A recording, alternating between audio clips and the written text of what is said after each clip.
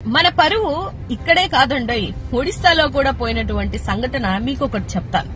అదేంటి అనంటే, హెరిటేజ్ కి సంబంధించినటువంటి పాలు పెరుగులో నాసి రకమైనటువంటి ప్రోడక్ట్లని యూటిలైజ్ చేస్తున్నారు. ఇది ఎంతో హానికరణం పిల్లలకి గాని, లేకపోతే మహిళలకు గాని, లేకపోతే పెద్దవాళ్ళకి గాని అని ఒక మహిళ వీడియో చేసినటువంటి వీడియో వైరల్ అయిన తర్వాత అక్కడ సేఫ్టీ అధికారులు అంటే ఫుడ్ సేఫ్టీ అధికారులు తనిఖీలు చేసిన తర్వాత అక్కడ వాడుతున్నటువంటి పాలు పెరుగులో నాసిరకం ఉన్నాయి, డేట్లు మార్చి కూడా అయిపోయినా కూడా వాడుతున్నారు అన్న ఒక సంఘటన గుర్తించి అక్కడ ఎక్కడైతే షాపులు అమ్ముతున్నారో వాటన్నిటివి సీజ్ చేయడం జరిగింది.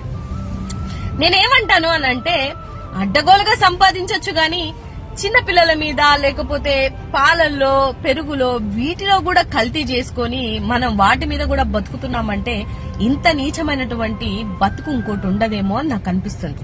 నేను అనుకున్నాను, ఒకటే రోజు 530 కోట్ల దాకా ప్రాఫిట్ లో ఉన్నారు అని అంటే అమ్మో అంత పెద్ద ప్రోడక్ట్స్ బయటికి వెళ్లే అమ్మాయి ఏమో అనుకున్నాను. గాని ఈ విధంగా నాసి రకమైనటువంటి ఉత్పత్తుల వల్ల మీరు ఇంత లాభాలు పొందుతున్నారన్న విషయం అక్కడ తనిఖీలు చేసినటువంటి ఆఫీసర్స్ కి లేకపోతే ఆ వీడియో చేసినటువంటి మహిళను బట్టి జనాలందరికీ అర్థమవుతుంది. ఈ మాట నేను చెప్పలేదండి, సెంటర్ లో ఉన్నటువంటి మంత్రులు కూడా పార్లమెంట్ లో అరుస్తున్న పరిస్థితులు.